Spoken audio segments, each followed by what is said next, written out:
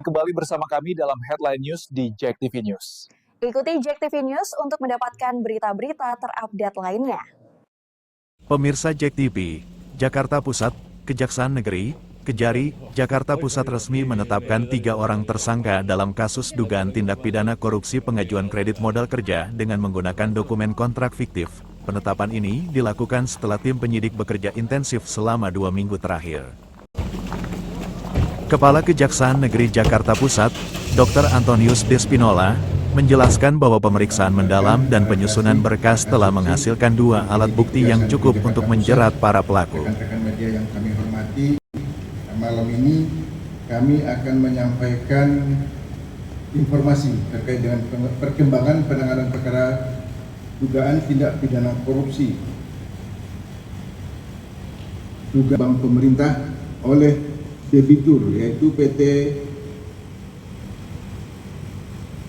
Dunia Pangan Gosen, PT Citra Karya Korbindo, dan PT Gosen Sejahtera Utama dalam hal pengajuan kredit modal kerja dengan menggunakan surat perintah kerja yang diduga surat perintah kerja tersebut adalah surat perintah kerja yang fiktif.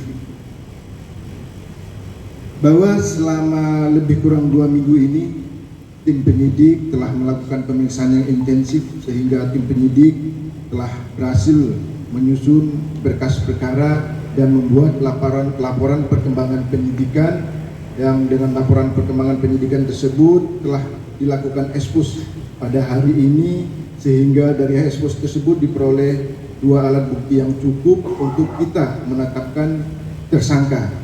Dan dalam perkara ini setelah melakukan ekspos, kita memutuskan untuk menetapkan 3 orang tersangka yang akan kita mintakan pertanggungjawaban pidana atas dugaan tindak pidana korupsi yang sebagaimana yang kita sangkakan, yaitu 3 orang tersebut masing-masing atas nama inisial FHS selaku Relation Manager salah satu bank pemerintah, kemudian atas nama MLG selaku Direktur PT Dunia Pangan Gosen, dan PT Citra Karya Korbindo PT CKT.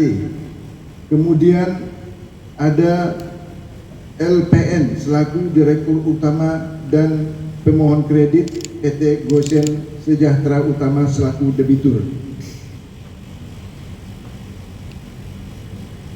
Bahwa terhadap para tersangka, malam ini setelah ditetapkan tersangka langsung kami lakukan penahanan selama 20 hari ke depan.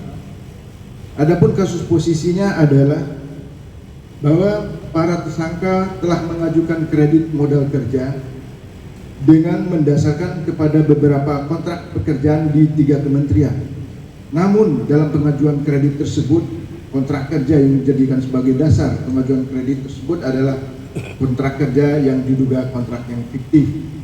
Namun setelah diajukan permohonan kredit oleh tersangka FHS selaku Relation Manager salah satu bank pemerintah, laporan atau pengajuan kredit oleh para tersangka FHS dan LI kemudian diproses tanpa menerapkan prinsip kehati-hatian dan tanpa melakukan verifikasi secara detail dan mendalam, sehingga FHS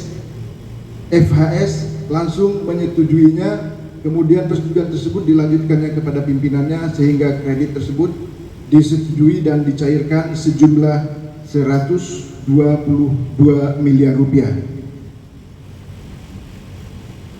Kemudian setelah uang itu cair ke rekening 3 perusahaan tersebut, kemudian uang kredit tersebut dicairkan oleh tersangka MLG ke beberapa rekening cangkangnya atau rekening milik atas nama orang lain yang masih dikuasai oleh tersangka. Dan dari hasil pencairan tersebut,